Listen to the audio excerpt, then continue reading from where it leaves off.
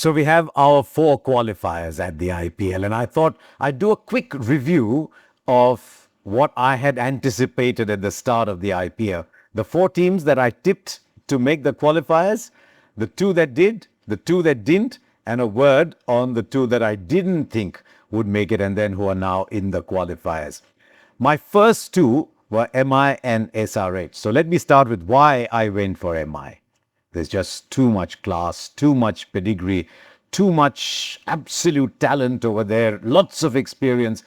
And you just look down that side and you said they simply have to qualify. I look down at that side now and I say, how on earth did they almost fall at the brink? How on earth did they lose those 4 games at the start? And if I'm doing a review, I'm going to say, yeah, I know you can come back after 4 losses, but there's no way you should be having those 4 losses. Where did the turnaround happen? I think with the return of Jasprit Bumrah and the added teeth that the bowling got, Trent Boult is over green, and I'm overjoyed that one of my tips for the best overseas signing this year is starting to come good, and that is Mitch Santner.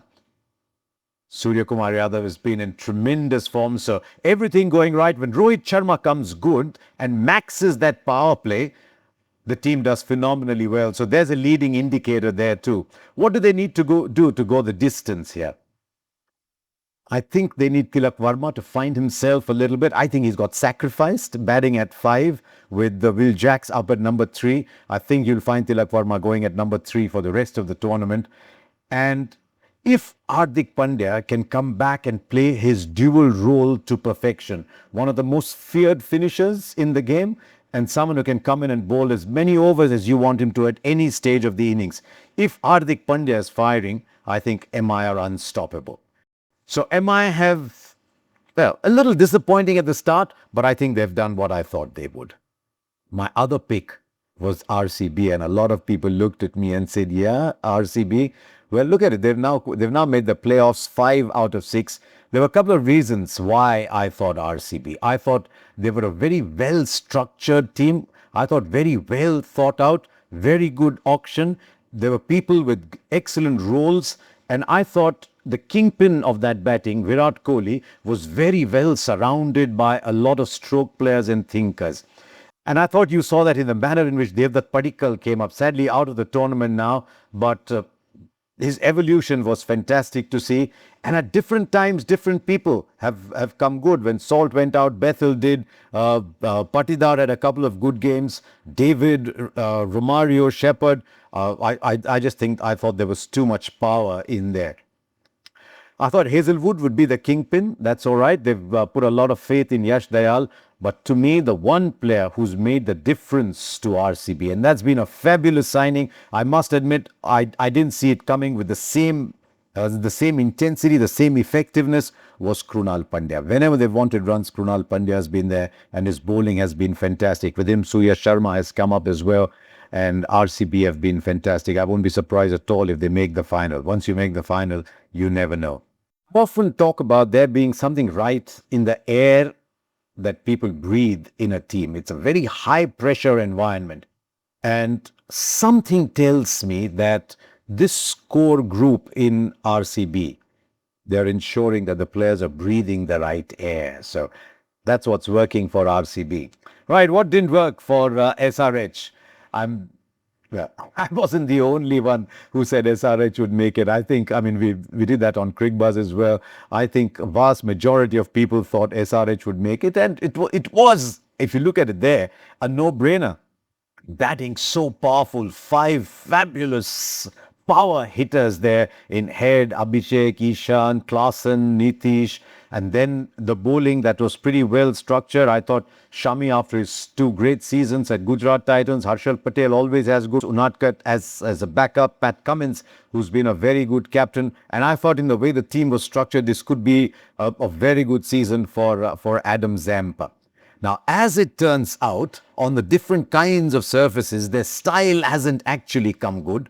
Maybe we are discovering that Nitish Reddy at number 4 was perhaps a season too early. Maybe Klaasen more at number 4 and then Nitish Reddy to follow. And as it turns out, their 2 best picks were picks that we hadn't thought about early on, especially in the bowling. Very impressed with young Zishan and with Ishan Malinga. Ishan Malinga will be a good IPL player going ahead. And I don't think SRH could have budgeted for the dramatic decline of Mohammad Shami. I mean, he 20 plus wickets year upon year with Gujarat Titans, and you think, right, he has that kind of season, then that power play is largely taken care of. So that was a big factor for the Sunrisers. But it didn't just work out for SRH. I mean, you look down that side and you still think they should win, as they have the other night as well, but didn't happen. And why did I pick KKR? I thought there was great depth in batting. There was great talent in the batting as well. There was enough firepower if everything came good. With Vaibhav Arora and Harshit Rana, if they could replicate that season, they had good bowling around. The best spin bowling combination in the tournament of Sunil Narayan and Varun Chakravarti. I knew they'd miss one overseas quick, and sometimes you just bank on someone like a Spencer Johnson maybe, or a Nokia maybe coming good. That didn't happen. But KKR just floundered at key moments, and I'll say this even now. I think if they had turned that easy game around against Punjab in Mullanpur, where they had the opportunity of going top of the table, their season might still have turned around. But as they look back, they're really where they were at the start of the season. Do they have a long-term captain? How long is Ajinkya Rahane going to keep playing this role? He's been their best batter. Have they resolved their issues from the start of the season? No. So I think KKR will look back at the season and say, didn't quite happen. Now, what about the two teams that did make it? Why didn't I have Gujarat Titans in my team? I just thought that the bowling that they picked, and I've come to the bowling first because Gujarat Titans is always a bowling-dominated side, was Siraj, Prasidh Krishna, Kagiso Rabada. And I looked at the economy rates and I thought all three could be expensive. If they didn't get it right on good batting surfaces, Gujarat Titans might concede too many runs.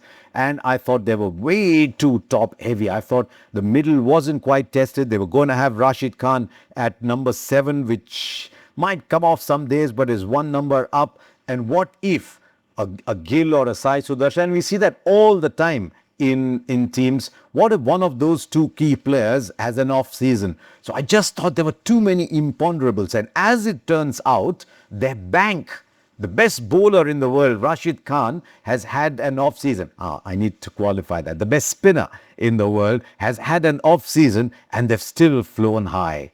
Ashish Nehra's does something right at Gujarat Titans. Shubman Gill's been very calm, and it's worked so far. It's still a vulnerability, but Shafin Rutherford and Shah Rukh Khan have had their moments, which makes me feel a little more optimistic about GT. Why didn't I have Punjab? Why did anybody have Punjab? Because every year you look at Punjab and you say they've got the players, they don't have the team. This year, an Australian coach with a less talked about Indian captain. For all that we say about Shreyas Iyer, I don't think we talk about his leadership enough. So an Australian captain and an Indian leader have created a team built around some very fine Indian talents. And when they look back at this season, Punjab, they'll say, what was our biggest achievement? It was in putting together that opening combo of Priyansh Arya and Prabh Simran Singh. What a punt that was, and how they've come off. Priyansh Arya has been one of the finds of the season. Prabh Simran Singh has moved up another notch. Shreyas Iyer has had a pretty good season, and as captain has been very good. And then there's Arshdeep and Chahal. So it's built around Indian players, with the overseas players playing key supporting roles in there. And I want to make particular mention of 3 players. Shashank Singh.